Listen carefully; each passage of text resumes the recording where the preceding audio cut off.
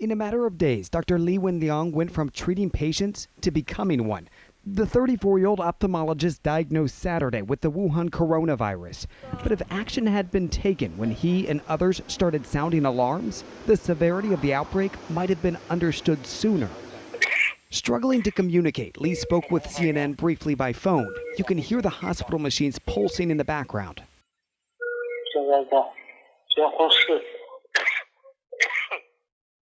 It was back in late December when Li first warned friends on WeChat about a SARS-like disease going around. Li sent a group message saying that a test result from a patient quarantined at the hospital where he worked showed a patient had a coronavirus. But hours after hitting send, Wuhan city health officials tracked Li down, questioning where he got the information. Within days, they closed the suspected source of the virus, this seafood market, and they announced the outbreak. But instead of being praised, Li got a call from Wuhan City Police.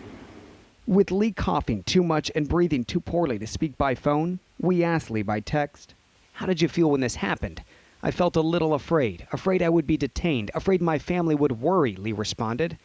He agreed to sign this document, admitting to spreading rumors online and severely disrupting social order. It reads, "We want you to cooperate with the police and listen to our reminder and stop the illegal act. Can you do that?" Li answered, "Yes, I can."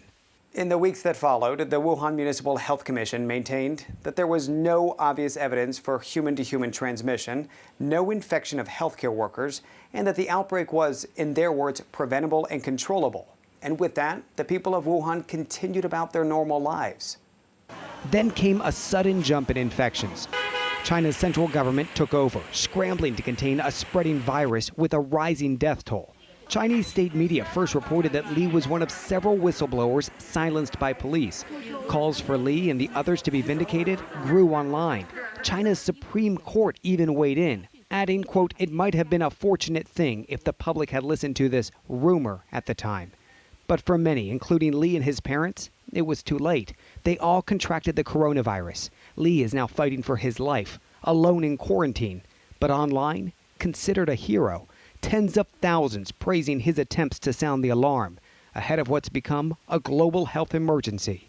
After the Chinese Supreme Court made those comments in support of Li and the other whistleblowers, we did hear from Wuhan police. They released a statement essentially saying, look, the whistleblowers weren't fined and they weren't detained. They were simply questioned and let go. Now, we did also reach out, CNN did, to Wuhan police as well as the local health commission. Allison, they declined to comment.